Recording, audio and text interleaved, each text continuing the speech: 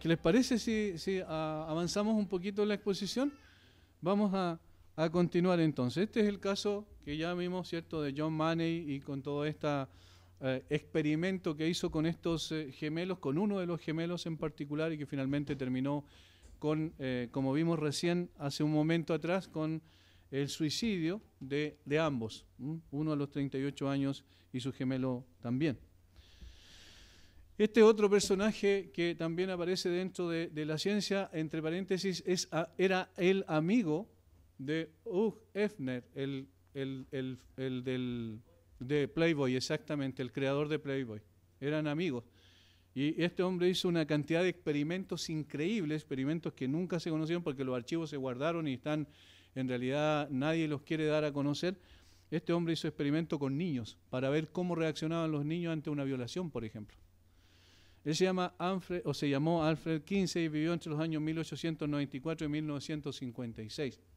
Era un zoólogo norteamericano, algunos dicen que ni siquiera era zoólogo, sino que no tenía un título.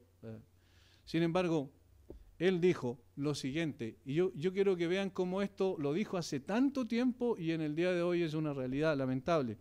Hablando en términos biológicos, dijo él, no existe, en mi opinión, ninguna relación sexual que yo considere anormal. Ninguna. Ha sido ampliamente conocido por el fraude que supuestamente demostró que el 10% de la población mundial es homosexual. Este es un fraude estadístico. Él lo que hizo una estadística, una encuesta, donde entrevistó entre ellos a muchos expresidiarios, y sabemos que es lo que pasa en prisión muchas veces, y también entrevistó a prostitutos masculinos, de tal forma que en ese muestreo que tenía estaba claramente sesgado. En la ciencia y la estadística dice que eso no puede ser, pero estaba sesgado y finalmente supuestamente demostró que el 10% de la población mundial era homosexual, cuando las estadísticas reales dicen que no más del 3% de la población mundial es homosexual. El informe Kinsey se llamó, este famoso informe, lo pueden encontrar también en internet. Miren lo que dice él sobre la pedofilia. Es difícil entender por qué un niño, excepto por sus condicionamientos culturales, debería sentirse turbado porque le toquen sus genitales, o por ver los genitales de otras personas, o por otros contactos sexuales incluso más concretos. Dice él, es difícil entender por qué un niño puede sentirse turbado. Esto es una puerta amplia para la pedofilia. Y hermanos, yo lo dije hace 5 años atrás en la iglesia cuando expuse sobre esto, efectivamente lo que viene enseguida es la pedofilia, es la normalización de la pedofilia, porque si total se trata de un sentimiento interno, ¿cierto?, que uno tiene, porque así se define la identidad de género, un sentimiento íntimo, interno que tiene la persona. Si alguien tiene un sentimiento íntimo para poder relacionarse con niños, ¿qué tiene de malo? ¿Me entienden? Como esta es una caja de Pandora, cuando le abrimos, aparecen una cantidad tremenda de posibilidades que se dan. Y este hombre ya había dicho esto, es un zoólogo, recuerden. También la zoofilia. La zoofilia. Dice, él escribe en el informe 15, está comprobado que los contactos humanos con animales de otras especies han sido algo conocido de los albores de la historia. Son algo conocido hoy en día en todas las razas humanas y no son infrecuentes en nuestra propia cultura, como pondrán de manifiesto los datos del presente capítulo, cuando eso es tomado de su libro. Pero miren lo que él está diciendo, que los contactos sexuales de humanos con animales de otras especies han sido algo conocido en los albores de la historia. Esta es otra cosa que utilizan como argumento para legalizar ciertas cosas. Por ejemplo, pero si la mujer aborta, si eso se sabe, toda la mujer aborta, pero lo hace en condiciones complejas y finalmente corre riesgo su vida. Entonces, para que no sea así, aprobemos el aborto. Con esa lógica tendríamos que decir que los ladrones podrían venir y reclamar para que se legalice el robo. Porque en definitiva todos sabemos que hay robo. Y entonces, ¿cómo hay?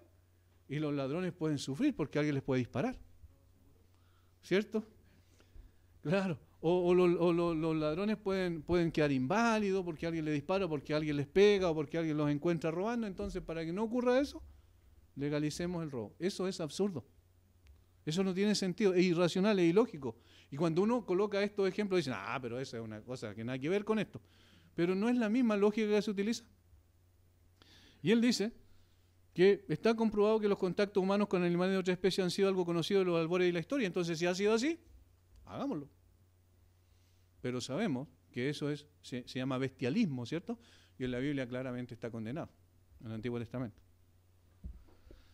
Lejos de sorprendernos, dice él, continúa diciendo, los datos simplemente confirman nuestra actual convicción, según la cual las fuerzas que atraen a individuos de la misma especie para mantener relaciones sexuales entre sí pueden servir en ocasiones para atraer a individuos de diferentes especies para mantener el mismo tipo de relaciones sexuales. Es lo moral. En cuanto a la pedofilia, claramente ahí está la base. En cuanto a la zoofilia, ahí está la base. Ahora es lo moral. Él dice lo siguiente, el llevar a cabo todo tipo de actividad sexual, el liberarse del condicionamiento cultural que la sociedad impone. ¿Les parece conocido el argumento? Esto es lo que en el día de hoy se dice. La sociedad ha impuesto las siguientes características de una mujer. La mujer tiene que ser así, así. Eso fue impuesto por la sociedad. La mujer no es naturalmente así. La mujer no nace, se hace. ¿Ven? Como otra vez volvemos al pensamiento básico. Y entonces, ¿qué ocurre? Bueno, tiene que hacer otra cosa. Hay no sé si está todavía en internet, pero hace tiempo salió un reportaje, un documental en realidad que hizo una persona en Noruega, creo que es, donde él empieza a ver si efectivamente en Noruega ya la igualdad de género es una realidad hace muchos años atrás, y él empezó a ver si era efectivo eso en la práctica. Y fue, por ejemplo, a los hospitales y dijo, voy a ir a enfermería a ver cómo está la igualdad de género. Y entró y no había ningún hombre. Y dijo, y en el documental él hace como que vuelve atrás. ¿Pero qué es esto? ¿Y la igualdad dónde está aquí?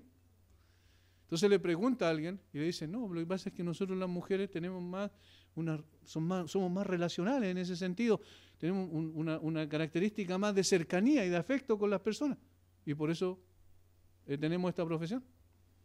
Después va y se mete a una empresa de ingeniería y va a los ingenieros a ver qué es lo que pasa con ellos.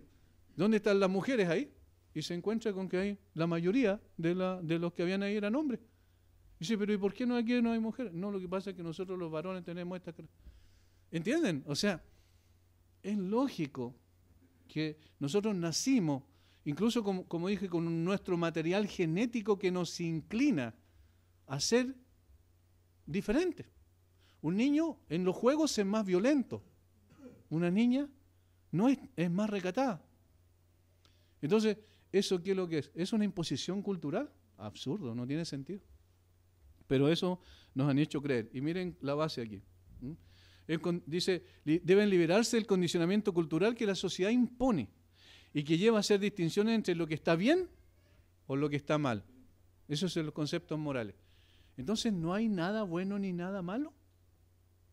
El otro día alguien me acusaba de hacer juicios morales y lo que estaba haciendo ella era juicio moral. Claro, porque un juicio moral es una posición respecto a algo. No, eso no me parece bueno. Bueno, es un juicio moral. No me parece bueno lo que a ti no te parece bueno. Es un juicio moral. ¿Entiendes? Es decir, nosotros, todas las personas hacemos juicios morales. Yo hablé un poquito del concepto axiológico anterior que significa eso, justamente juicio o moral. Dice, entre lo que está bien o lo que está mal, lo que es lícito o ilícito, normal o anormal, aceptable o inaceptable en nuestra sociedad. Esos son condicionamientos culturales, dice Alfred Kinsey. Pero no puede ser. No puede ser eso. Yo puedo decir, mire, lo más importante es tener compasión del que va a entrar a mi casa, ¿cierto?, a robar y quizás a querer violar a mi familia. Pero si yo lo encuentro, lo más probable es que yo no le digo, mira, no te preocupes, yo tengo compasión de ti, ¿verdad? Sino que yo realizo una acción porque eso que está haciendo es malo. Yo no puedo decir, mira, como no hay bueno ni malo y cada uno depende la moral de cada uno, entonces no hay problema. Eso es absurdo. Imagínense si la justicia actuara de esa manera. Aunque anda cerca, pero bueno. Pero imagínense que actuara de una manera así tan categórica, dicen, no hay problema. obviamente estaríamos en un caos. Sí hay moral. ¿Y quién la estableció? Dios. Y el carácter de Dios es el que define lo que es bueno y lo que es malo. Debemos concluir que en nuestros días, dice Kinsey, los juicios formados sobre las actividades normales y anormales eran al principio juicios morales, pero que no encuentran justificación en la biología. ¿No? Qué raro eso, ¿eh? Pasemos ahora a ver otro concepto que es quizás un concepto un poco desconocido. Cuando hablamos de ideología de género, dicen, pero ideología de género se trata solamente de una parte. Pero miren, la ideología de género en realidad es una revolución tan profunda, que abarca al mismo ser humano. Es un concepto ontológico, es una redefinición del ser. ¿Qué es el ser humano? ¿Cuál es su naturaleza? ¿Tiene una naturaleza realmente que viene con él? Bueno, la revolución cultural que está asociada con la ideología de género revierte todo eso. Ahora, una cosa importante. La mayoría de estas personas que exponen sus pensamientos aquí, que yo voy a mencionar, no estaban pensando necesariamente, particularmente un personaje que vamos a ver más adelante, no está pensando necesariamente en lo sexual, pero está dando las herramientas para que esa imposición de la ideología después sea una realidad. Este personaje, Pierre Foggy-Royas, en un libro que se llama Mark Freud y la Revolución Total, que escribió en 1972, dice lo siguiente: la revolución cultural es una revolución de la forma de sentir, de actuar y de pensar, o sea, una revolución integral, ¿se fijan? Una revolución de la forma de vida, colectiva e individual. En suma, una revolución de la civilización. Una revolución de la civilización. ¿Cómo será? Con la revolución sexual. O sea, la abolición de las relaciones actuales entre los sexos, acompañada de una transformación radical de las relaciones entre hijos y padres, jóvenes y adultos, que debe acompañar el curso de la revolución económica, social y política.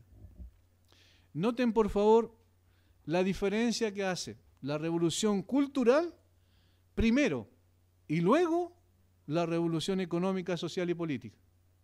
No sé si lo captaron. Esto es muy importante que lo entendamos, porque en el fondo se dieron cuenta los marxistas de una cosa, que Lenin, Marx y Stalin estaban equivocados en algunas cosas, particularmente Marx y Lenin. Estaban equivocados en algunas cosas. No en el propósito, no en el marxismo como tal, sino en la forma de llevarlo a cabo, de ejecutarlo. Por ejemplo, ¿cómo empezaban todas las revoluciones marxistas a lo largo de la historia? ¿Cómo empiezan? Con revoluciones. Revoluciones violentas, por la fuerza o por la invasión. Eso se dio en Rusia y se dio en China también, con Mao Zedong, por ejemplo, ¿cierto? Ahora, ¿qué es lo que estas personas se dieron cuenta? Si tú por la fuerza te impones y buscas el poder y llegas al poder por la fuerza, siempre vas a tener que tener un arma apuntando a la cabeza de la persona, porque esa persona se sometió, pero no porque quiso someterse, sino porque está obligada a someterse. ¿Entiendes? Entonces, ¿qué dijeron? Tenemos que apuntar a otro lado. ¿A dónde vamos a apuntar? A cambiar a la persona primero, para que la persona entonces nos lleve al poder. Miren, la revolución cultural es una revolución de la forma de sentir y de actuar y de pensar. ¿A dónde está apuntando eso? ¿A dónde? A la persona.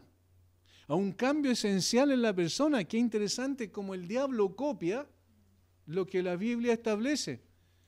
El corazón del problema es el problema del corazón. ¿Entienden? Cambia la persona y cambia el matrimonio y cambia la sociedad y cambia la familia, cambia todo. ¿Ven? Entonces, dieron vuelta a la cosa y dijeron, no, la situación debe ser distinta, debemos apuntar a otro flanco y por eso la revolución cultural. Ahora, es interesante que estas personas obviamente tenían el mismo objetivo, el mismo propósito del marxismo teórico, pero ahora querían darlo vuelta en la ejecución, en la forma, porque se dieron cuenta que lo importante era cambiar a la persona. El otro día, en la marcha por el aborto libre, andaba una niña de 8 años, así una chiquitita. Andaba con un pañuelo verde incluso con un dibujo externo de las trompas de Falopio, y la niña estaba gritando junto con su madre aborto libre. ¿Esa niña sabe realmente lo que está diciendo? No, pero fue convencida. Ya está siendo concientizada desde pequeña. No, nos acusan a nosotros que los creyentes concientizan a su hijo, ¿cierto?, de la religión. Imagínense lo que significa eso. Ahora, ¿qué es lo que quiero llamar la atención aquí yo con esto? Que tenemos que prepararnos para una nueva generación que cada vez va a ser más proclive a este tipo de cosas, porque no es una generación que tiene raíces sólidas y profundas en la verdad. Es una generación que no tiene convicciones. Y entonces, llevado por cualquier viento de doctrina, para usar las palabras de Pablo, de un lado a otro, por filosofía, ideologías, y finalmente, ¿qué ocurre? Esa generación va a enseñar a otra generación.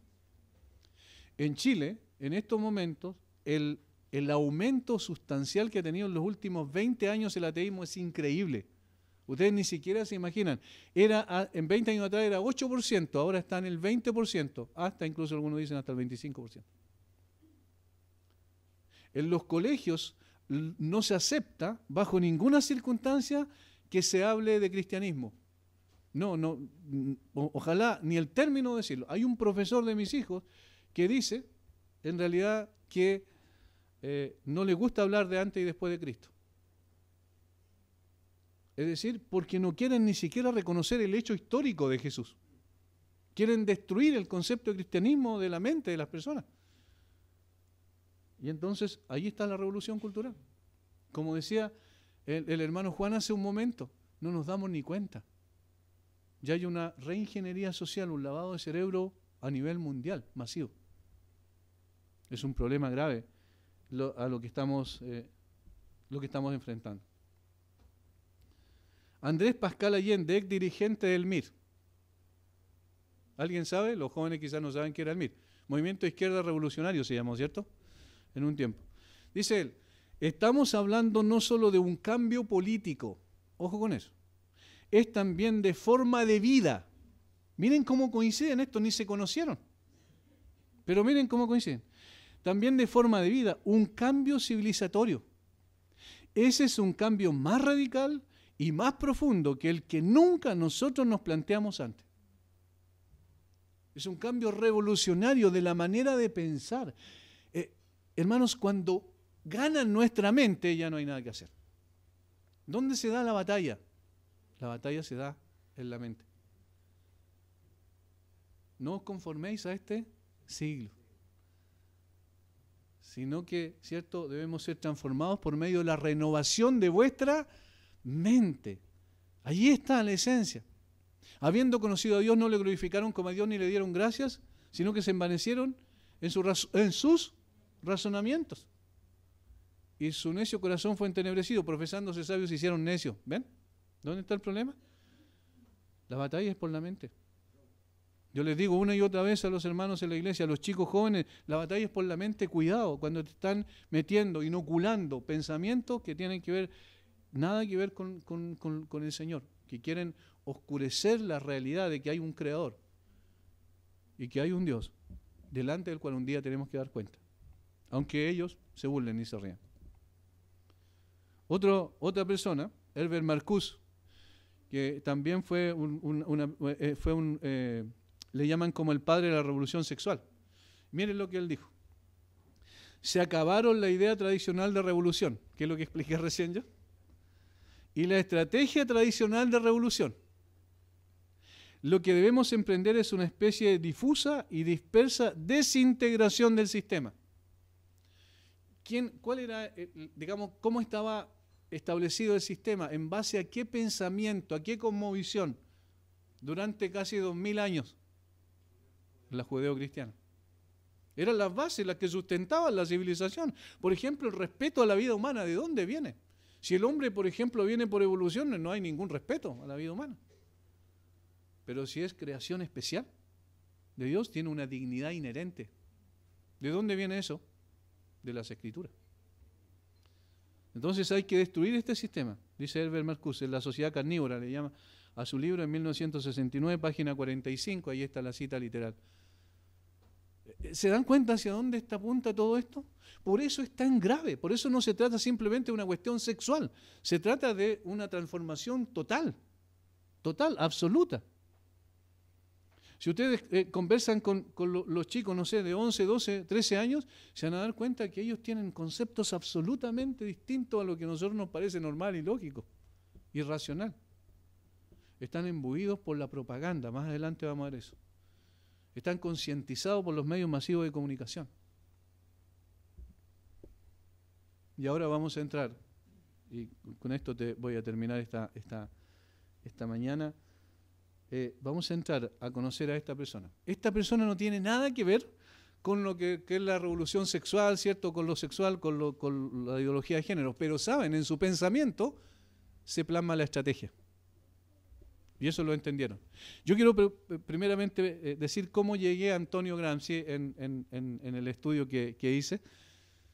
Fue porque un día, en un diario de circulación nacional, decía, los movimientos sociales en Chile son admiradores de Antonio Gramsci. Y yo dije, ¿quién es Antonio Gramsci? No tenía idea.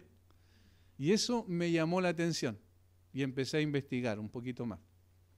Y claro, ahí estaba, por ejemplo, Giorgio Jackson, Camila Vallejo y todas estas personas, todos admiradores de Antonio Gramsci. ¿Y por qué?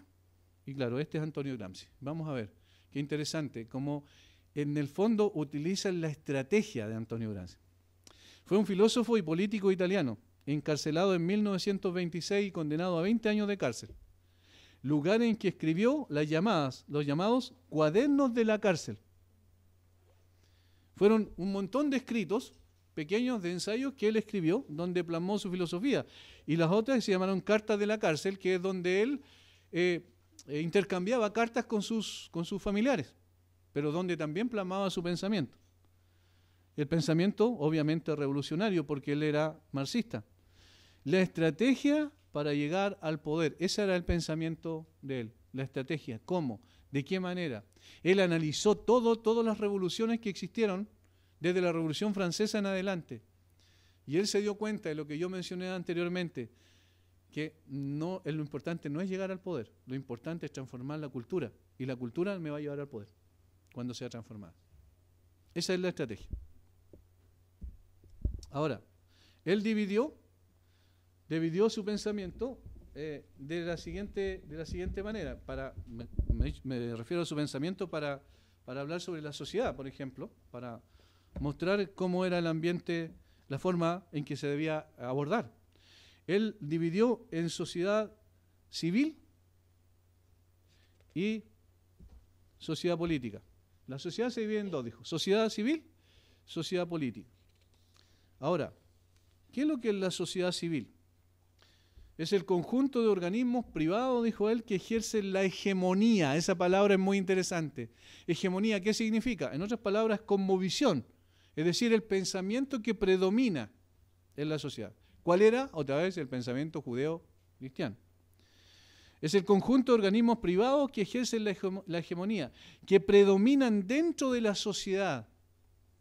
Imponen su ideología, su manera de ver las cosas por medio de organismos como, escuchen bien, la iglesia, las escuelas, las universidades y en especial los medios de comunicación.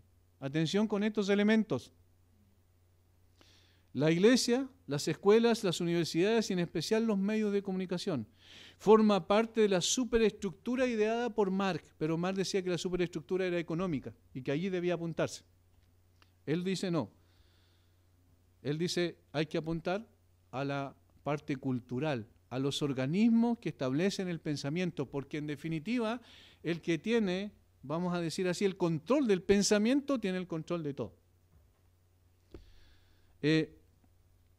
La superestructura, según Marx, es decir, estaba establecida por lo político, lo religioso o lo cultural. Él dice, no, hay que apuntar principalmente, y lo económico, por supuesto, principalmente a lo cultural. Este es el objetivo de la revolución para Gramsci. Esto tiene que ser muy claro entre nosotros para poder darnos cuenta cómo la estrategia se va fraguando. Si no es político, entonces no hay que llegar al poder como objetivo principal, como primer objetivo, sino que hay que llegar a las personas y a la cultura, a la sociedad, para después llegar a tener el poder. La sociedad política, ¿cuál era? Esa es la otra división principal. Es el conjunto de organismos que ejercen una función coercitiva y de seguridad.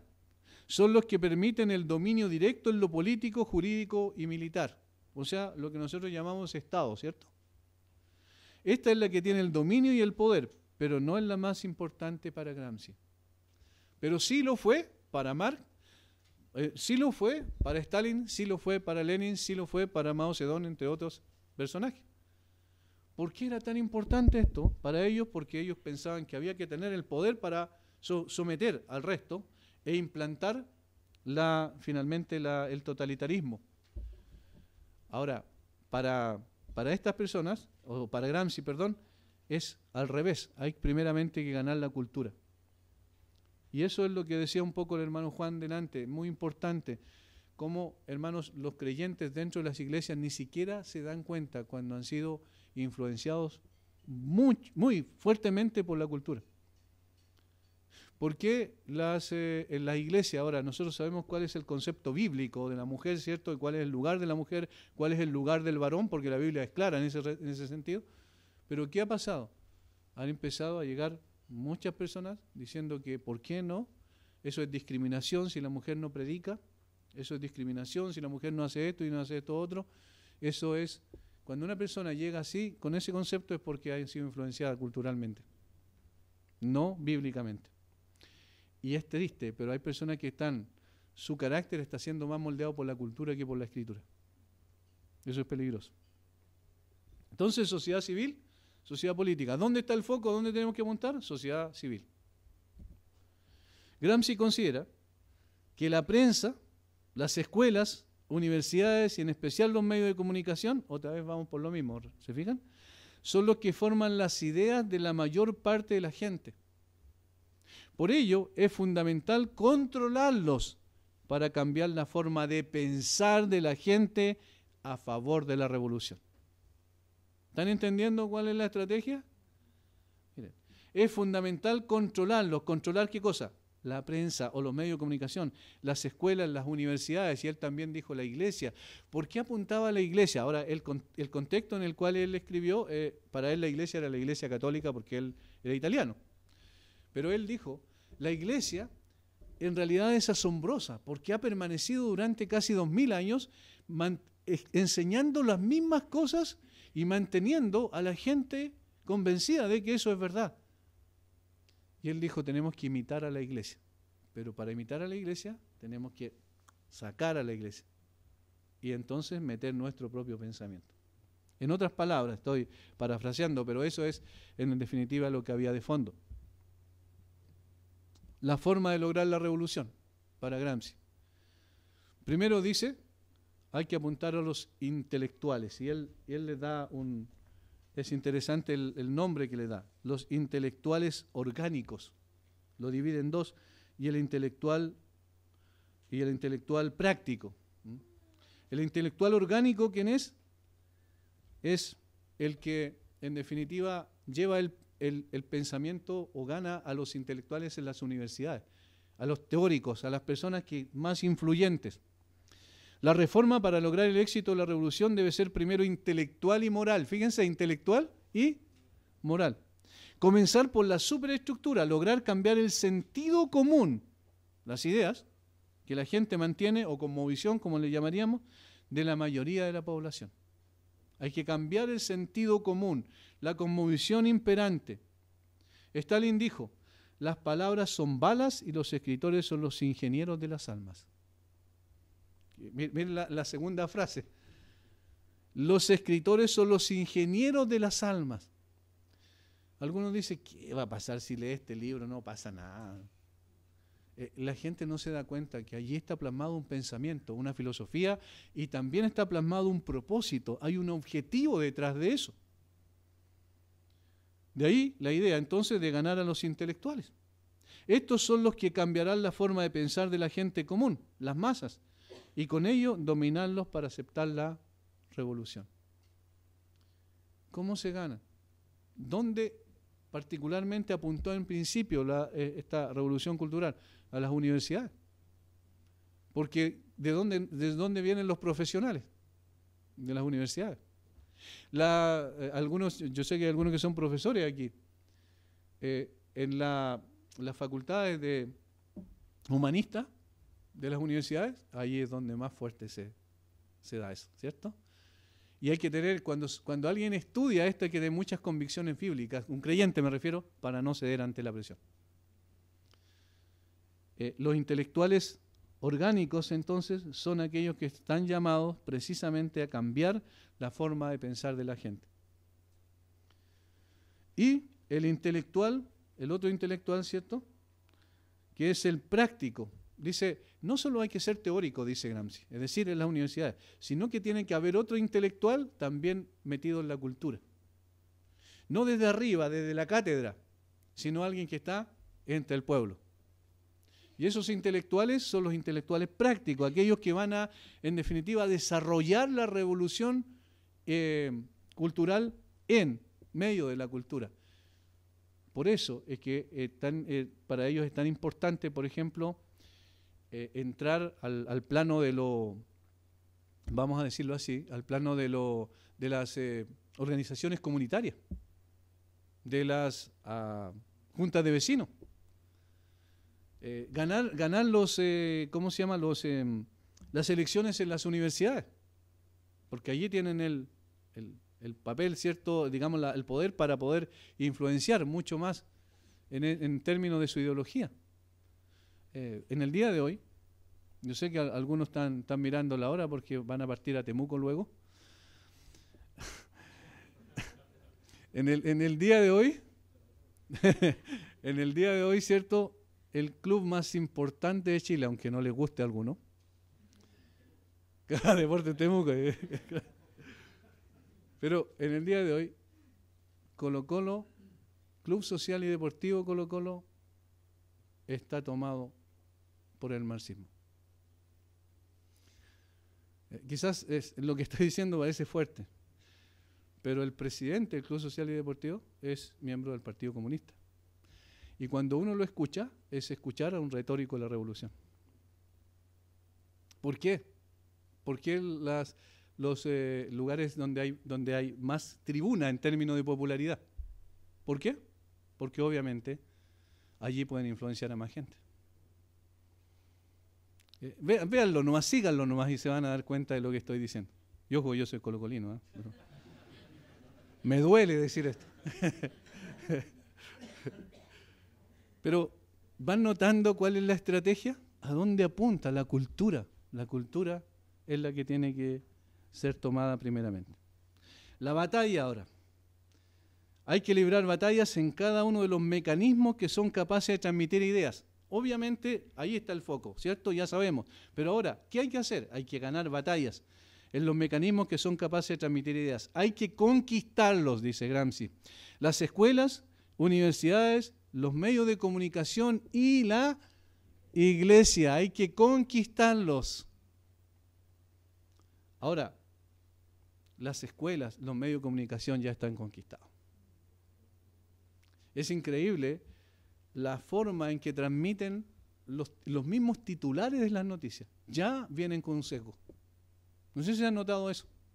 Cuando pasó el bus de la, ¿recuerdan el bus de la libertad que se llamaba? De esta ONG, uno puede estar de acuerdo con la forma o no, como sea, pero yo estoy estableciendo un punto nada más. Cuando ocurrió eso, los diarios, los medios de comunicación, todos sin excepción, los canales de televisión, decían el bus homofóbico. Ese concepto lo establecían los periodistas. Los periodistas antes eran objetivos, daban la noticia. En el día de hoy son subjetivas las noticias. ¿Se han dado cuenta de eso? Cuando hacen editoriales, por ejemplo, en famosos periodistas chilenos, hacen editoriales, ellos están sesgados con la ideología. Y ellos transmiten su propio punto de vista de tal manera que los medios de comunicación ya han sido ganados. Ya están en las manos de los revolucionarios culturales. Las universidades, como dije anteriormente, los libros de Simone de Beauvoir, los libros de Sulamit Firestone y todos estos, en Estados Unidos, en Europa, eran libros de texto obligatorios. Y por eso es que esta revolución cultural, esta transformación de la cultura, se empezó a dar en Europa primeramente y en Estados Unidos. Un poder político que no tenga una sociedad civil que lo apoye caerá como una fruta madura. Ese era el pensamiento de Gramsci. ¿Se dan cuenta? Y es verdad, porque todas aquellas veces donde ha sido impuesto por la fuerza la revolución, digamos, puede durar un tiempo como lo que ha durado en Cuba, pero ya está desmoronándose. Como ocurrió en la URSS, y aquí a los más nuevos les voy a decir lo que significa, porque no tienen idea, la Unión de Repúblicas Socialistas Soviéticas, que hoy se llama Rusia, pero además de muchos otros países que estaban bajo esa singularidad política, demográfica. Ahora, ahí está el punto. Entonces, si no hay poder político, si un poder político no tiene una sociedad civil que lo apoye, caerá como una fruta madura. Entonces hay que ganar primeramente la sociedad civil. Se deben suplir los valores en que se asienta la sociedad. Se deben suplir los valores en que se asienta la sociedad. Cambiar completamente. Y en ese sentido necesitamos, por supuesto, nosotros estar apercibidos de la verdad más que nunca, hermanos. Convicciones. Hay un libro de Josh McDowell que se llama Convicciones más que creencias. Y está apuntando al hecho de que no basta con decir que yo creo en el Señor, tengo que tener convicciones profundas, raíces sólidas, arraigados, dice el apóstol Pablo cuando le escribe a los colosenses, arraigados en Cristo y sobreedificados en Cristo. Se trata de saber claramente por qué creo lo que creo. Y así voy a enfrentar adecuadamente este tipo de batalla. Hermano, y voy a ir terminando ahora porque estoy llegando al final de esta primera parte. Hermanos, una cosa importante, no dejes que a tus hijos los hagan pedazos. Tú tienes el deber necesariamente de guiarles y conducirles bíblicamente, mostrar la incoherencia del sistema que quieren imponer, mostrar la inconsistencia, la irracionalidad, lo ilógico que es, versus cómo la Biblia es consecuente con la realidad. Porque el que la inspiró, evidentemente, es el creador de todas las cosas. Necesitamos ganar la batalla en nuestras casas, antes que en la iglesia, en nuestras casas. Los niños tienen que saber que la verdad es objetiva. No depende de la cultura, no depende de las circunstancias, no depende si nos va bien o nos va mal, eso es pragmatismo. No, la verdad es objetiva, es una verdad absoluta y está plasmada en las Escrituras. Es más, la verdad es una persona, es la persona del Señor Jesucristo. Por tanto, allí debe afirmarse nuestra convicción. Y no es irracional como nos quieren hacer creer que nuestra fe es irracional. Es más lógico creer en un Dios creador. Por eso pensamos, por eso sentimos, por eso actuamos, por eso tenemos propósitos en la vida, que creer en que venimos de la nada y que simplemente a través de miles y millones de años llegamos a ser lo que somos.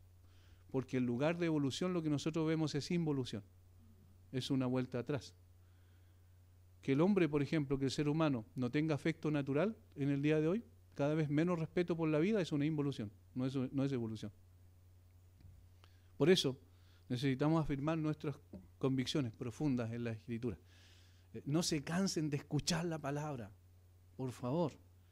No se cansen de escuchar la palabra. Y no sustituyan la palabra por entretenimiento, porque eso es lo que quieren. Que sustituyamos la palabra por entretenimiento. De esa manera hay puros neófitos en la iglesia que no saben cómo enfrentar un mundo hostil, que se viene encima, pero no tenemos que preocuparnos porque la iglesia va a prevalecer, independiente de quién la ataque.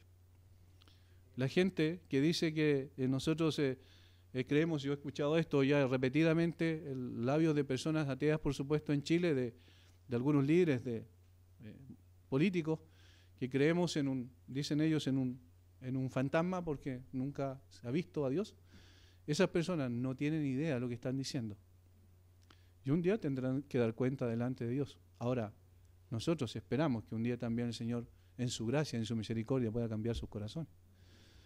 Pero nosotros tenemos que saber por qué luchamos y para qué luchamos. La batalla está en las escuelas, en las universidades, en los medios de comunicación y ahora también en la iglesia. Vamos a ver después cómo esto se plasma en la práctica, tomando como la estrategia, hoy es una realidad viviente dentro de nuestro contexto. Vamos a orar para terminar.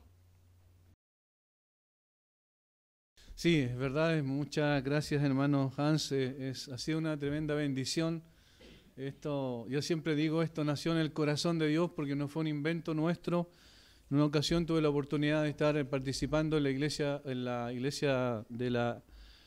con la iglesia de la IBI en República Dominicana, en Santo Domingo, el 2013 específicamente, con la conferencia donde venía John MacArthur, Steve Lawson, entre otras personas.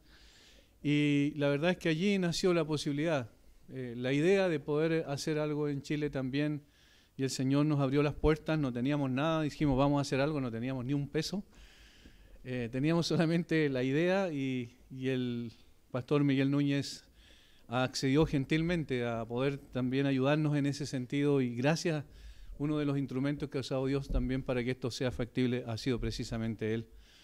Y los demás hermanos, como el pastor Sugel Michelén, como el pastor Salvador Gómez, que han venido también, y en esta ocasión el pastor Augusto Nicodemo López, que también por gestiones del pastor Miguel Núñez pudimos tener acceso a él e invitarlo. Él es uno de los teólogos más respetados en Brasil, también amigo de R.C. Sproul, que ya está con el Señor.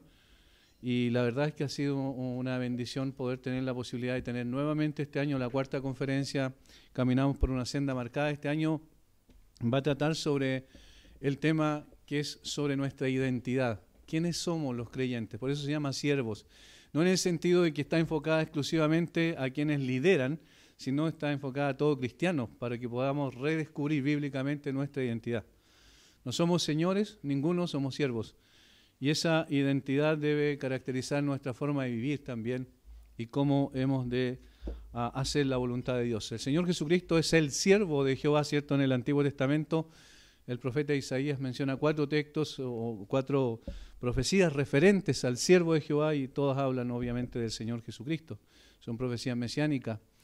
Y el Salmo 40, versículos 6 al 8, dice: holocausto y expiaciones no has demandado. Y aquí que vengo, oh Dios, para hacer tu voluntad. Y el hacer tu voluntad me ha agradado. Y él menciona en la primera parte, dice: has horadado mis oídos o has abierto mis oídos. Y se refiere a lo que hacían el siervo hebreo, ¿cierto? Cuando después de los 6 años de trabajo, cuando se empobrecía y se vendía, entre comillas, a uno de sus semejantes, finalmente al 7º año, que era el año jubileo, debía ser dejado libre con todo lo que él tenía, y él podía optar voluntariamente a seguir sirviendo a su amo. Y él decía: amo a mi amo y a todo lo que él tiene y quiero seguir sirviéndole para siempre, perpetuamente. Y entonces lo llevaban a las puertas de la ciudad, donde normalmente se juntaban los dirigentes de la ciudad, y con una lena horadaban el oído, y con ese, digamos, la oreja. Y de esa forma quedaba la marca como un testimonio de que efectivamente él iba a servir para siempre a su amo, no por obligación, sino por gratitud y amor a su amo. Y ese es el concepto que usa el Salmo 40 para decir entonces que Jesucristo fue el siervo del Padre voluntariamente y con gozo. Y eso es lo que somos nosotros, somos siervos del Señor. Y ese es el propósito de la conferencia, poder mostrar la importancia de recobrar nuestra identidad. No creer que somos muy importantes, sino mostrar que el único importante es aquel que murió y resucitó por nosotros. Así que les invitamos, día 30 de noviembre, 1 y 2 de diciembre. El día 30 de noviembre comienza a las 6 de la tarde y hasta las 22 horas. Y el día sábado comienza a las 10 hasta las 20:30, el día domingo a las 10 y hasta las 20:30, 21 horas de ese día. Les invitamos cordialmente el pastor Miguel Núñez y el pastor Augusto Nicodemo López. Y les pedimos como favor especial que también puedan ustedes ayudarnos en la promoción de esta conferencia. Gimnasio Olímpico, Universidad de la Frontera, ya un espacio muy grande, así que nadie va a quedar afuera con toda seguridad. Muchas gracias por la oportunidad de hablar sobre la conferencia un momento. Vamos entonces a retomar nuestro tiempo con lo que estamos viendo respecto a la revolución cultural. Eso fue lo único que vimos con Antonio Gramsci, ¿verdad? Cómo dividía la sociedad en dos partes: la sociedad civil por un lado y la sociedad política por otro lado. La sociedad civil era todos los organismos culturales privados, decía él, que tienen que ver con el pensamiento, son los que establecen la hegemonía del pensamiento. La cosmovisión, cómo la gente piensa, así va a ser, así va a actuar. Entonces él sabía que había que ganar esos espacios para que la revolución marxista se pudiese dar de una forma distinta a lo que se había dado históricamente. De esa manera entonces cambiaron la estrategia, pero no el fondo del asunto, no los propósitos que tenían.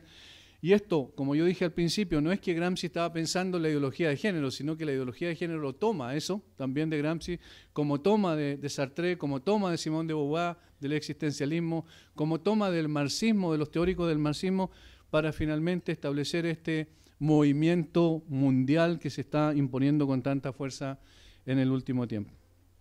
La batalla entonces, ahí terminamos, hay que librar batalla en cada uno de los mecanismos que son capaces de transmitir ideas. Hay que conquistarlo, las escuelas, universidades, los medios de comunicación y la iglesia. Ahora, va a decir entonces que esto tiene 2 etapas. Fíjense, 2 etapas tiene la revolución para llevarla a cabo. Primero, destruir la cosmovisión existente, destruir el pensamiento hegemónico existente hasta ese momento. Y como yo dije hace un rato atrás, esto no era otra cosa que la cosmovisión bíblica, la cosmovisión judeo-cristiana en cuanto a principios, en cuanto a valores, en cuanto a la forma en que se establecía la sociedad. ¿Qué había que destruir entonces? Esta cosmovisión.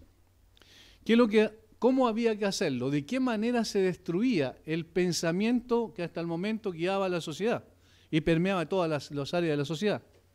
Lo que él dice es hacer permanentemente una crítica corrosiva y destructiva de las ideas. Fíjense, crítica corrosiva y destructiva de las ideas y valores predominantes, desprestigiar moralmente a todos los dirigentes, destruir sus creencias e instituciones y corromper su moral. Si ustedes se fijan, lo que él pensaba, cuál era el pensamiento plasmado a través de esos cuadernos de la prisión que le llamaban, y las cartas de la cárcel, como también se conocen, otros escritos de él, que finalmente el pensamiento de este hombre era poder producir la revolución cultural, ganar el mundo de las ideas, destruyendo, corrompiendo las ideas y valores existentes hasta ese momento. Lo que también la escuela del estructuralismo francés se llamó la deconstrucción. Hay que deconstruir lo que ya está y hay que cambiarlo, hay que modificarlo, o más que modificarlo, desprestigiar lo que está, destruirlo de esa manera en cuanto a ideas y en cuanto a valores o moralmente, y luego dejarlos de un lado. Ahora aquí si ustedes se fijan, hay 3 cosas que menciona: ideas, valores, creencias. Y yo quiero aquí hacer un alto para explicar un poco esto. Si nosotros pensamos en términos de una pirámide, podemos decir que dividir la pirámide en 3. La de más abajo, la que sostiene todas las cosas, son las creencias. La que está en el medio, un poquito más arriba y se sostiene sobre las creencias, son los valores, o la parte moral, ¿cierto? Los principios. Y sobre los principios están las acciones. ¿Qué es lo que se ve normalmente? Es lo último, la última parte de la pirámide arriba, es decir, las acciones. ¿Qué es lo que no se ve? Son los valores que sostienen las acciones y son las creencias que sostienen los valores y las acciones. Quiero explicar esto porque es muy importante. Lo que tenemos en el día de hoy es una sociedad secular, como se le llama, para no decir una sociedad atea, ¿cierto? Hay un concepto que uno escuchaba mucho hace un tiempo atrás, ahora no, porque ya lo tienen ya cocinado en un sentido, que era el famoso concepto del Estado laico. ¿Recuerdan? El Estado laico. Ahora, si lo vemos de la perspectiva correcta, el Estado laico es la división de la Iglesia del Estado, y no hay ningún problema en ese sentido. Pero hay una filosofía detrás del Estado laico que es la que se quiere imponer, que es el laicismo. Y el laicismo no es otra cosa que ateísmo. ¿Qué es lo que dice el Estado laico supuestamente? Que tú puedes practicar tus creencias sin ningún problema donde sea que tú quieras, pero menos esas creencias tienen que tener preponderancia en la discusión política y en los asuntos del Estado. Ahora, eso es decir, tú puedes ser creyente en tu iglesia, pero fuera de tu iglesia, tú no te aceptamos, no nos importa lo que tú pienses. ¿Y han escuchado esto? Ah, ya salió con la Biblia. Es un fanático religioso. No, mira, la religión no tiene nada que ver con nosotros aquí. Somos un Estado laico. Pero, y aquí está la controversia, porque el Estado laico, bien entendido, quiere decir que se respetan todas las ideas y creencias de todas las personas. ¿Qué ocurre? Y no se impone ninguna. Ese es lo que dice el concepto del Estado laico. Pero ¿qué es lo que ocurre? Que nos están imponiendo una religión. ¿Cuál es? El ateísmo. Y alguien va a decir, pero no es una religión. Sí, es una religión. Un ejemplo, hace un tiempo atrás había un personaje que se llama Deepak Chopra en Estados Unidos, en una conferencia, una convención, no sé cómo llamarle, pero había un sacerdote, un pastor, estaba Deepak Chopra invitado allí, y él dice en un momento dado algo como esto, dice, toda creencia es el refugio de los ignorantes y los necios. Eso es lo que dijo él. Y después viene el momento de las preguntas, y se para un muchacho atrás, muy inteligente, y dice, yo quiero hacer una pregunta a Deepak Chopra. Y dice, sí, le dice él, ningún problema. Y él dice, usted dijo, toda creencia es el refugio de los ignorantes y los necios. Y le dijo, sí, le dijo. Y este muchacho le dice, ¿y usted cree eso? Sí, le dijo. Ya no hay más preguntas, dijo, y se sentó. ¿Entienden? Obviamente, todos tenemos creencias. El punto es qué creencias son las que sustentan nuestros valores y nuestras acciones. Entonces, lo que estaba diciendo aquí, o el propósito que tenía en su mente, la forma, la estrategia que quería utilizar Gramsci, era destruir la cosmovisión existente, criticando corrosiva y destructivamente la idea, los valores y las creencias. ¿Por qué es tan importante destruir las creencias? Porque se caen las creencias, se caen los valores y las acciones se desvirtúan. ¿Entienden? Y eso es lo que está pasando en la sociedad. Se están cayendo las creencias, cada vez son menos en Chile, cada vez el ateísmo es más fuerte, cada vez se nos está imponiendo a través del aparataje del Estado precisamente eso, el ateísmo. No lo dicen ellos, pero sí lo están imponiendo. Esto entonces ya lo tenemos como una cosa bastante avanzada en este tiempo. Del Noce, un marxista italiano decía, la así llamada evolución democrática del comunismo consiste en el paso del terror físico a la marginación moral.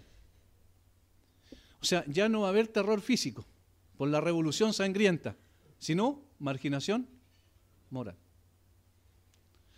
Por eso es que se le da tanta tribuna a los errores, y sin duda, errores absolutamente groseros muchas veces del mundo cristiano. Y aquí estoy hablando como el gran paraguas, ¿cierto?, del cristianismo.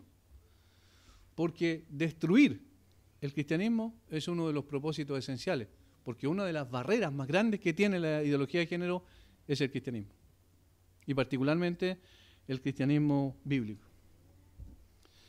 En segundo lugar, después de destruir eso a través de hablar mal, ¿cierto?, y destruir a los dirigentes, las creencias, las ideas, los valores, ¿qué es lo que viene a continuación? Construir una nueva cosmovisión.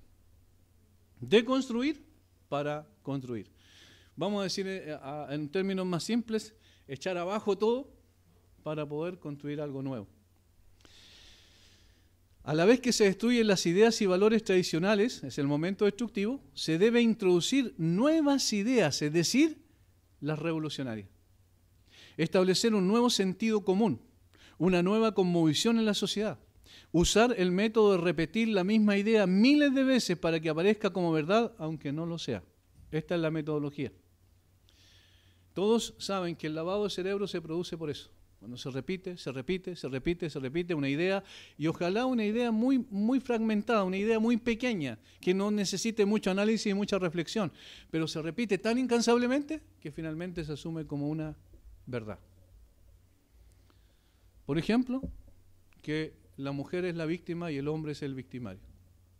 1, 2, 3, 4 veces, en todos los foros, en todas partes aparece el mismo concepto, y finalmente hay que aceptar eso como una realidad. Y la gente, sin saberlo, empieza a aceptarlo. Yo pongo un ejemplo simple. Hace un tiempo atrás yo le decía a los hermanos, cuando nosotros cambiamos nuestro lenguaje para que sea más contemporáneo, nosotros estamos en peligro de desviarnos del verdadero concepto que traía esa palabra que se usaba. Por ejemplo, matrimonio. Se cambió a pareja, ¿recuerdan? Pero si ese algo no tiene importancia, si es mi pareja. No, porque pareja puede ser cualquier cosa. Y ya el matrimonio, como se concebía en ese momento, entre un hombre y una mujer. ¿Entiendes? Pareja ya es muy abierto. Y eso es lo que va a pasar con el tiempo. Ya no van a ser hombre y mujer, sino que va a ser o padre o madre, sino que en otros países ya se le está dando el nombre de progenitor A y progenitor B. Para que así no exista el hombre y la mujer en la relación normal, ¿cierto?, para procrear. Este tipo de cosas se están produciendo ya en los estados más, entre comillas, avanzados, y que está viniendo a Chile como algo, y a Latinoamérica en general, como la nueva panacea. Pone como ejemplo Gramsci la aplicación de los dos momentos de la Revolución Francesa, que tuvo como momento previo destructivo la Ilustración. Cuando apareció la Ilustración, ¿cierto? Y entonces se dijo, ya en realidad el absolutismo quedó a un lado, y ahora viene el relativismo, que es el que lo reemplaza, la reflexión del hombre es más importante, y finalmente la razón. ¿Recuerdan a quién paseaban por las calles de París los revolucionarios franceses? Una imagen de una mujer que era como el concepto de justicia, que era evidentemente la diosa de la razón, en un sentido. ¿Por qué? Porque la razón se coloca por sobre todo, y al final la autoridad máxima es la razón. Y de esa manera destruyeron el concepto del absolutismo que había hasta ese momento. ¿Y cómo se reemplazó? Momento de constructivo, reemplazando la antigua cosmovisión, ahora se reemplazó por el relativismo, por estos tres conceptos que se repiten incluso en las esferas políticas: igualdad, fraternidad, libertad. Si ustedes ven o escuchan a cualquier candidato político, siempre va a hablar de estos tres conceptos. Estos vienen de la Revolución Francesa.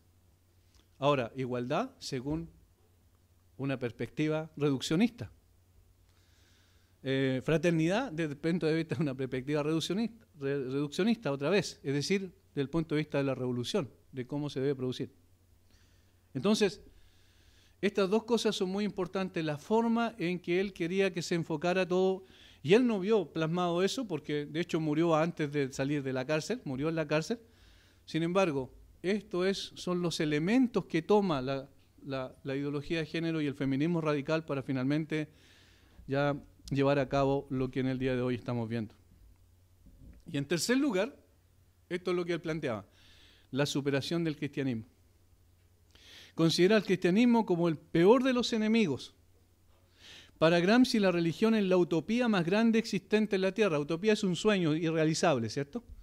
La utopía más grande existente en la tierra y el mayor obstáculo para la revolución. O sea, ¿cuál es el objetivo final de esto? El cristianismo. La iglesia, destruir la iglesia, destruir sus creencias. Y ahí empieza la importancia de cómo hacerlo ahora. Ese es el objetivo. ¿Cómo hacemos? Bueno, ¿la atacamos frontalmente? No nos sacamos nada, porque en realidad cuando la iglesia ha sido más atacada es donde más ha crecido. La semilla, la sangre de los mártires es la semilla de la iglesia, decían algunos pensadores de antes. Cuando la iglesia fue más atacada, fue más perseguida, más creció, más se fortaleció.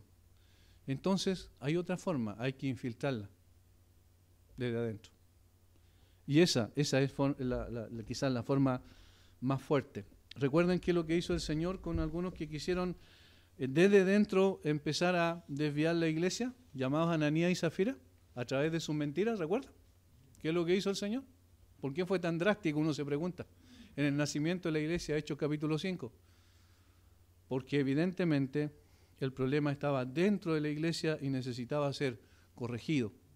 Y de esa forma, entonces, si vemos más adelante los versículos que siguen a estos párrafos de la muerte de Ananías y Zafira, vemos que la gente no se quería juntar con la iglesia, porque empezaron a tener temor y se dieron cuenta de que no era simplemente un grupo de personas que se juntaban para divertirse, como en el día de hoy algunos han tergiversado el concepto de iglesia. Por tanto, la superación del cristianismo es el momento álgido de la estrategia de la revolución cultural. ¿Qué es lo que es la ideología de género entonces? La ideología de género es una revolución total. Es una revolución total.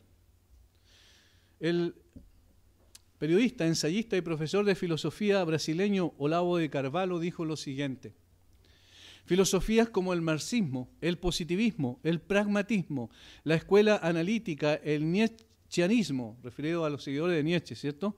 El freudismo, los seguidores de Freud, el deconstruccionismo, todas las que en resumidas cuentas ocupan el espacio entero de la enseñanza académica en este país, son enfermedades espirituales, obsesiones que nos encierran hipnóticamente en la fascinación de una respuesta, al mismo tiempo que borran el marco de referencia que da sentido a la pregunta.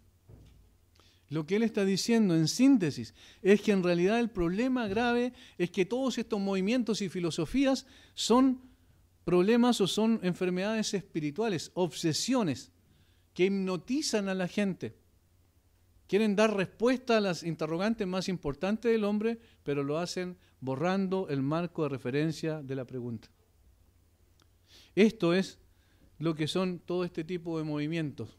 Y lamentablemente, por la falta de capacidad reflexiva o de análisis lógico y racional, estamos obviando. Es tanta la información que tenemos en el día de hoy que la persona no tiene la capacidad o el tiempo para digerirla. Llega una, dos, tres, cuatro, así, pero no sé, en un día llega una cantidad tremenda de información. Y la persona no tiene la posibilidad de poder discernir. Porque ahí hay un grave problema en la iglesia actual, la capacidad de discernimiento. Nos tragamos todo en lugar de filtrarlo a través de las Escrituras. De allí viene entonces el movimiento del feminismo radical, que ya esa es la implementación de la ideología de género. Hasta ahora hemos visto, ¿cierto?, el fundamento, vemos ahora la implementación, el feminismo radical o de género. Su postulado básico es: el varón creó productos culturales para esclavizar a la mujer y así atarla a la función reproductiva, dentro de una institución creada por él llamada matrimonio. Ese es el postulado básico del feminismo radical. El varón creó productos culturales. ¿Cómo? ¿Cuál es el producto cultural? El matrimonio, la familia. Para esclavizar a la mujer y así atarla a la función reproductiva dentro de una institución creada, ¿cierto?, que es el matrimonio. Kate Millett, esta fue una feminista de género, vivió entre los años 1934 y 2017. Según Millett, esta relación de opresión y explotación de la mujer por parte del varón constituye un sistema de dominación, que es el sistema de dominación básico sobre el que se asientan todos los demás sistemas. ¿Cuál es este? El patriarcado. ¿Han escuchado esta palabra? El patriarcado. Ella fue, en su libro, la primera que habló sobre el concepto de patriarcado, en el sentido de que el hombre oprime a la mujer.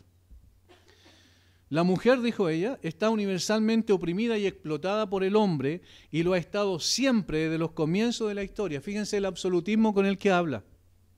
Lo ha estado siempre desde los comienzos de la historia. Esta relación de opresión y explotación constituyen un sistema de dominación que es el sistema de dominación básico sobre el que se asientan todos los demás sistemas, es decir, el patriarcado, en su libro Política Sexual.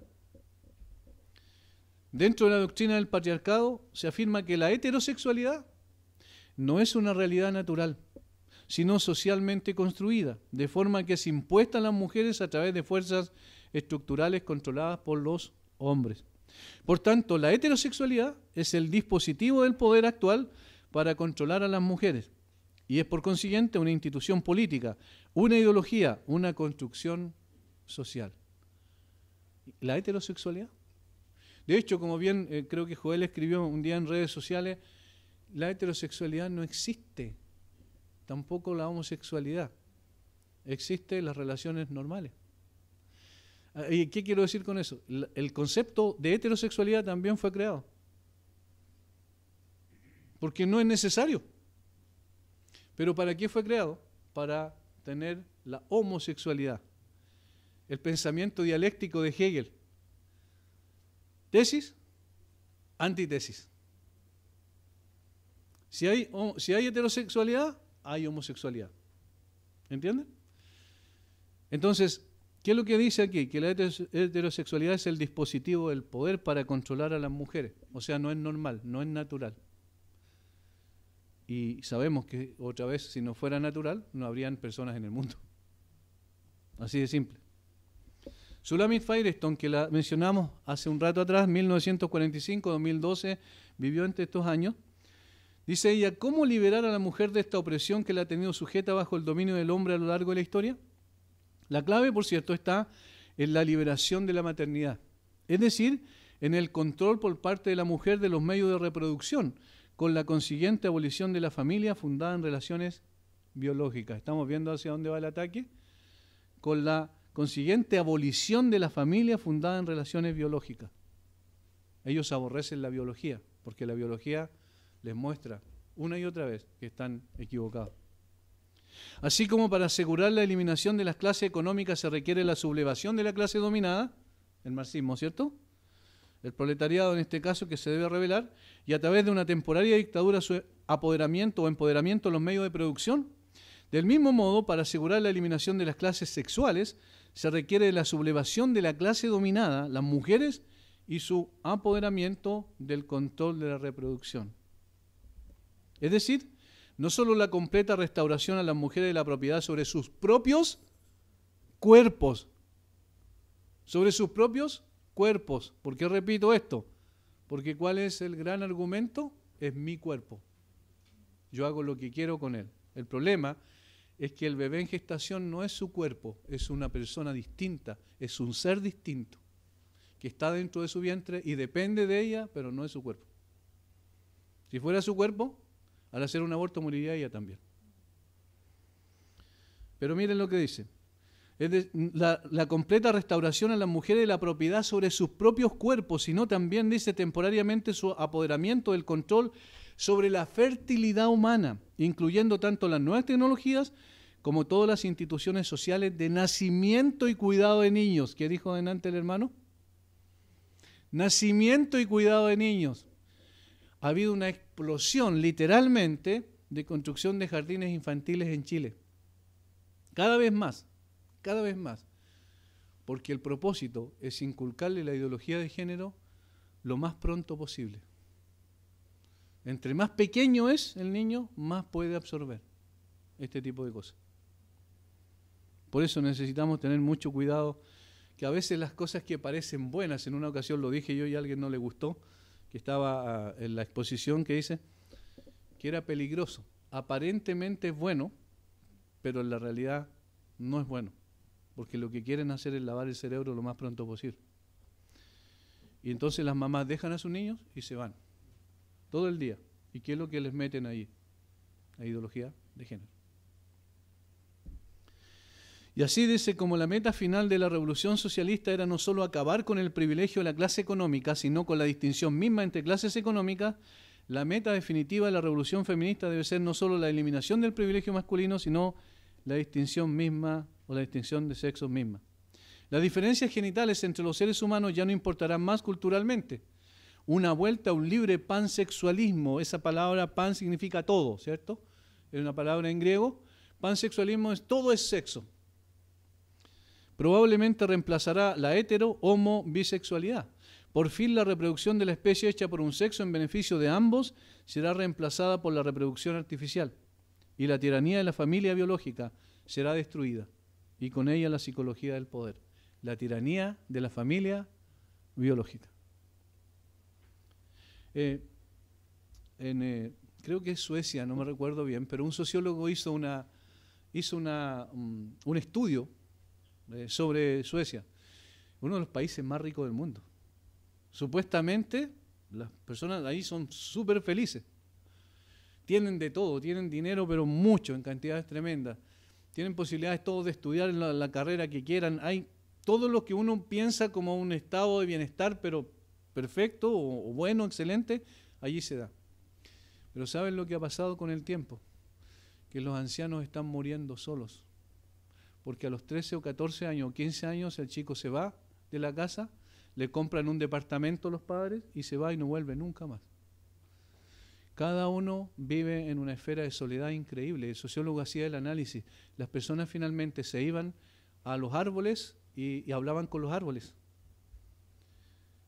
Y se inseminaban artificialmente las mujeres cuando querían tener un hijo. Porque hay bancos de semen, ¿cierto? Y lo que hacían, inclusive, llegaba un paquete a la casa y ese paquete venía con todas las instrucciones y la mujer tenía que hacer ciertas cosas para inseminarse artificialmente. ¿Quién era el papá? No tenía ninguna importancia.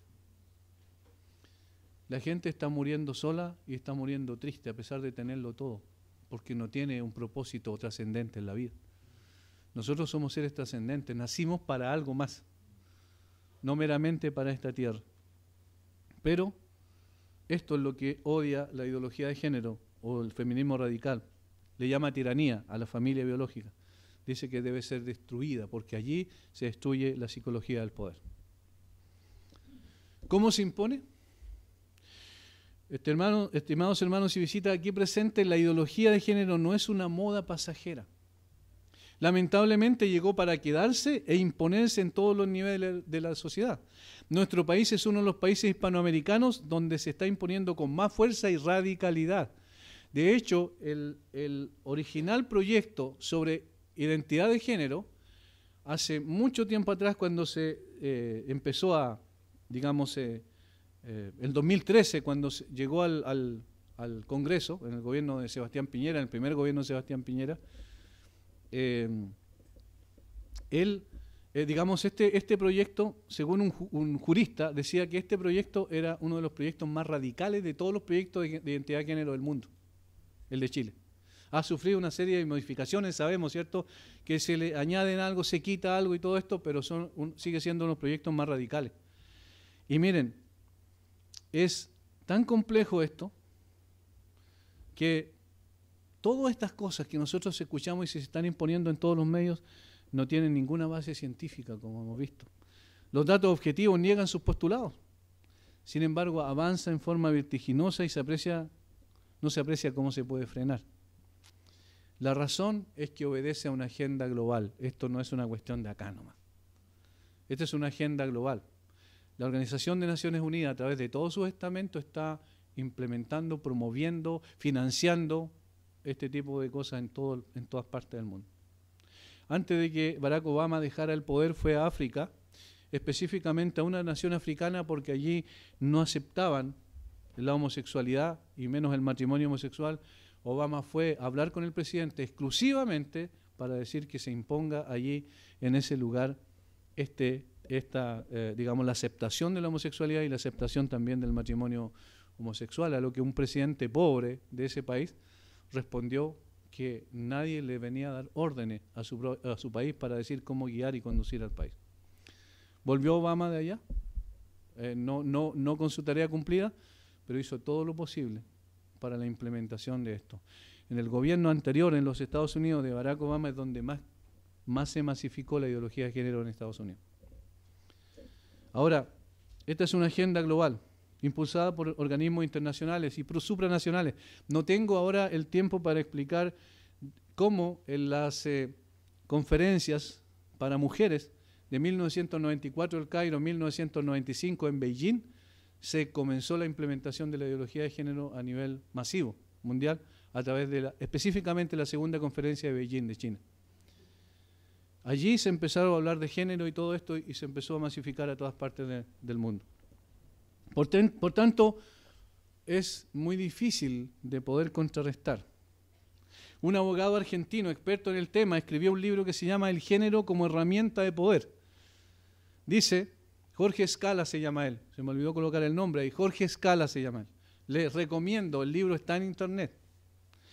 Él dice, el género es una ideología desmentida por las ciencias humanas y experimentales que solo puede triunfar si se le impone totalitariamente. ¿Recuerdan al principio lo que vimos? Las herramientas para imponer esta ideología son los medios de masas. ¿Recuerdan lo que decía Gramsci? La educación formal y las normas jurídicas. Esos son las herramientas para imponer esta ideología. La paradoja, dice Jorge Escala, es que la democracia relativista se convierte subrepticiamente en el peor totalitarismo. La democracia, que se supone que es donde todos tenemos espacio, en realidad se transforma en un totalitarismo. Los medios de comunicación son, vamos a decir, las venas por las cuales fluye la sangre de la ideología de género. Instrumentos para imponer la ideología de género. Medios de comunicación masivos, educación, sistema jurídico. Veamos entonces. Medios masivos de comunicación. Joseph Goebbels, ¿saben quién es Joseph Goebbels? El ministro de propaganda de Adolf Hitler, de la Alemania nazi. Este fue el hombre clave en la implementación del nazismo. Clave en todos los sentidos de la palabra. Él hizo películas. A través de las películas se implementaba el concepto reduccionista de la superioridad de la clase aria. Y él dijo lo siguiente: toda propaganda debe ser popular, adaptando su nivel al menos inteligente de los individuos a los que va dirigida. Cuanto más grande sea la masa a convencer, más pequeño ha de ser el esfuerzo mental a realizar. La capacidad receptiva de las masas es limitada y su comprensión escasa. Además, tienen gran facilidad para olvidar. Qué bien conocía a la gente, ¿verdad? Qué bien conocía a la gente, un sociólogo pero experto. Mire, él dice que hay que convencer a la gente, la masa en el fondo cuando se toma como un todo es la más ignorante que hay, porque simplemente recibe y no analiza, no reflexiona. Y entonces hay que tomar eso, meterlo a través de los medios masivos de comunicación, la propaganda, ¿cierto? Debe ser popular, llegar a los sectores más, digamos, más vulnerables, a la gente de menos capacidad de reflexión, y desde allí entonces masificarse en todas partes. Si ustedes se dan cuenta, los argumentos que ponen sobre la mesa este tipo de personas que impulsan la ideología de género no tiene un sustento, no tiene un fundamento. Alguien comparó el hecho de estar a favor de la vida y de no matar a un ser vivo, ¿cierto?, que se está allí desarrollándose en el vientre de la madre. Dijo, si alguien está en contra del aborto, es decir, a favor de la vida, y entonces, ¿qué hace? Y miren lo absurdo. ¿Y por qué entonces, dijo, era una mujer, los hombres no hacen lo mismo cuando se masturban? Miren, yo quiero que entiendan mucho. ¿Por qué? Porque allí va la vida, ¿cierto? Va, pero aquí hay una cosa clave que es evidente y que muestra la ignorancia de ese argumento. El óvulo, por sí mismo, no es una vida, lleva la vida. El espermio por sí mismo no es una vida, lleva la vida, pero cuando se une se produce una vida. ¿Entienden la diferencia? Entonces el argumento se cae solo, pero ellos toman eso y le dan, y todos aparecen con argumentos similares. ¿Cómo llegaron a convencerse de eso? Por medio de la propaganda, de los medios masivos de comunicación. En este sentido, se puede dividir en tres partes, los medios masivos de comunicación. Primera cosa, información. Goebbels dijo, no nos habría sido posible conquistar el poder o utilizarlo como lo hemos hecho sin la radio. La radio es el intermediario más influyente e importante entre un movimiento espiritual y la nación, entre la idea y el pueblo. ¿Ustedes saben que el 70% de los medios de información, de noticias a nivel mundial, está en manos de 7 transnacionales? 7. Y no estamos hablando de radios independientes, no estamos hablando, con todo el respeto que se merece, de la radio Lautaro, ¿cierto? O la radio de Villarrica, ¿verdad? Estamos hablando de medios mundiales de comunicación. CNN, por ejemplo. Todos los medios de comunicación en Chile, masivos, están con la ideología de género. Y ustedes lo pueden corroborar. Bio, en radio, por ejemplo, ADN. Todos los medios de comunicación en Chile masivos están bajo una sola premisa. Son propiedad de 7 transnacionales, la mayoría de los medios, y los otros son influenciados por los demás. Entonces, ¿qué es lo que uno ve cuando se sienta a ver las noticias? Voy a ver las noticias. Llegó al trabajo, tomó once, ¿cierto? Y se ganó frente al televisor para ver cuáles son las noticias, qué es lo que va a recibir. Va a recibir manipulación, noticias manipuladas, noticias que traten de acomodarse para promover la ideología de género. Eso es lo que tenemos. Esto ustedes lo pueden ver en todas las cosas. La información está sesgada. Un ejemplo nada más. ¿Alguien me podría mostrar una noticia que llegue a los medios masivos de comunicación chilena a favor de Donald Trump? Uno solo. Busquen. No van a encontrar. Qué raro. Porque según una encuesta a nivel mundial que hicieron, Donald Trump es el mejor político del mundo en este momento con un 50% de aprobación. Pero en Chile es el peor que hay. Cuando ganó Donald Trump las elecciones en los Estados Unidos, el más del 90 y 95% de los medios de comunicación masivos estaban con sus editoriales en favor de Hillary Clinton. La revista Time, para poner un ejemplo, la revista Time ya tenía la fotografía oficial de Hillary Clinton como presidenta de los Estados Unidos, para sacarla al otro día. Y finalmente se quedó con la fotografía. Pero, ¿qué es lo que está diciendo eso? Que hay una manipulación de la información. Una manipulación tremenda de la información. Y por eso, nunca ustedes van a ver un argumento fuerte en contra de la ideología de género en los medios masivos de comunicación. Porque no es eso lo que las transnacionales están pidiendo de ellos. Ahora, quiero que entiendan, no estoy diciendo que Donald Trump es un ángel, ¿cierto? Ni un mesías. No, estoy diciendo simplemente que hay que evaluar en su mérito. Así de simple. Pero no tener una predisposición a hacer pedazo mediáticamente a una persona simplemente porque eso es lo que mandan los medios de información a nivel mundial. ¿Es influyente entonces la información? ¿Cómo la recibimos? ¿Cómo se tergiversa? ¿Cómo usted la recibe en su casa a través de la radio, la televisión, a través de los diarios o a través de la internet? Por supuesto. Segundo, entretención. Pan y circo, como decía un famoso escritor romano de los primeros siglos. Hay que darle pan y circo al pueblo. De hecho, esa fue la razón por la cual se creó el circo romano. Para evitar hablar de cosas realmente importantes del Estado, y entonces se estableció esa entretención. Sirva esto como una muestra del control mundial de los medios de entretención o de ocio. El 90% de la música popular está en manos de solo 3 transnacionales. El 90%.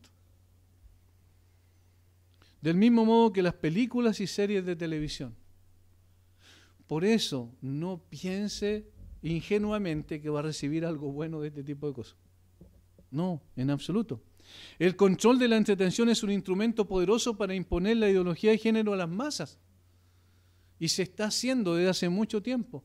Y por eso que niños pequeños, a veces, no sé, de 5 o 6 años, tienen en su cabeza cosas que nunca nosotros hubiésemos imaginado que tuviésemos cuando nacimos. Porque la entretención está plagada de transmitir una ideología, y esta ideología es obviamente la ideología de género. Goebbels decía, la propaganda debe evitarse un número pequeño de ideas, creo que lo dije, ¿cierto? Presentarlas una y otra vez desde diferentes perspectivas, o sea, de diferente forma, diferente perspectiva, hasta que finalmente llegue a convencer a la gente. Pero siempre convergiendo sobre el mismo concepto, sin fisuras ni dudas. Sin fisuras ni dudas. Hay que seguir, seguir y seguir hasta el cansancio. Y lo tercero es la manipulación del lenguaje. La manipulación del lenguaje. O el engaño semántico, le llamo yo. Miren lo que dice Goebbels. En la propaganda como en el amor todo está permitido para lograr un fin. No hay necesidad de dialogar con las masas. Los eslogans son mucho más efectivos. Estos actúan sobre las personas como lo hace el alcohol. Qué interesante lo que dice. Estos actúan sobre las personas como lo hace el alcohol. Se crean palabras como una especie de mantra, frases o eslogan que se repiten incansablemente hasta que quedan en el imaginario colectivo de la gente como verdades absolutas que no admitan refutación.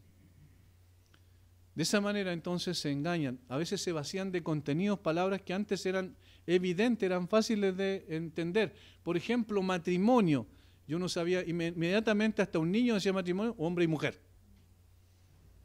En el día de hoy se utiliza la palabra matrimonio, pero se le vació de su contenido original, natural, y se implantó otro concepto. Lo que yo decía en la mañana, tolerancia. La tolerancia era, yo no estoy de acuerdo con tus ideas, pero como dijo alguien, daría mi vida por defender tu derecho a expresarla. Pero hoy día no es así. Tienes que estar de acuerdo 100% con lo que yo hago. De lo contrario, estás en contra mío. Cuando la mentira oficial, dijo Lavo de Carvalho, otra vez lo cito, cuando la mentira oficial se torna sistemática, las personas no solo son forzadas solamente a repetirlas, sino a pensar de acuerdo con ellas. El resultado de la destrucción de los procesos normales de funcionamiento de la inteligencia humana, de ahí al imperio de la bestialidad, el paso es bien corto. Vamos por ese camino, ¿no? Cuando estamos sistemáticamente bombardeados por un solo pensamiento, porque este es el asunto, hay una sola idea que se transmite, una sola idea, una y otra vez, de todas formas, a través de todas las cosas que nosotros escuchamos en la televisión, ya sea algo de entretención, ya sea algo de información, o ya sea a través del lenguaje que utilizan. No voy a hablar del lenguaje inclusivo, ¿cierto? Porque ya ustedes saben lo que es. Aquí hay un profesor de castellano que me puede enseñar mucho más, que es un absurdo pero inmenso, no tiene ningún asidero, la gramática no tiene nada que ver con la forma en que se habla normalmente. Pero hoy día, ¿a quién le importa lo que diga la Real Academia Española de la Lengua, cierto?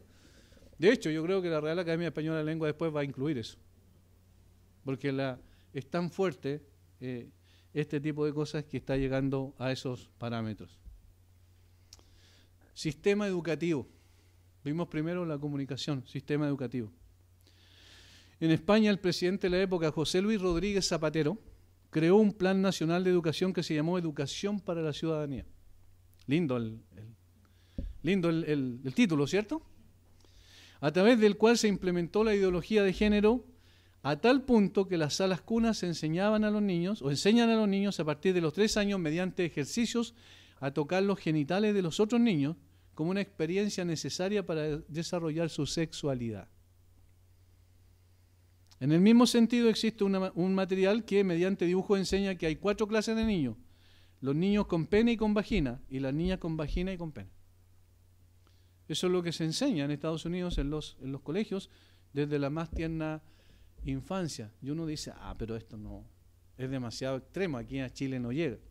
Un amigo de Santiago tuvo que sacar a su hija del sistema producto de que le estaban obligando a que entre niñas se besaran en la boca. Las profesoras le decían que ese era un ejercicio que tenían que hacer.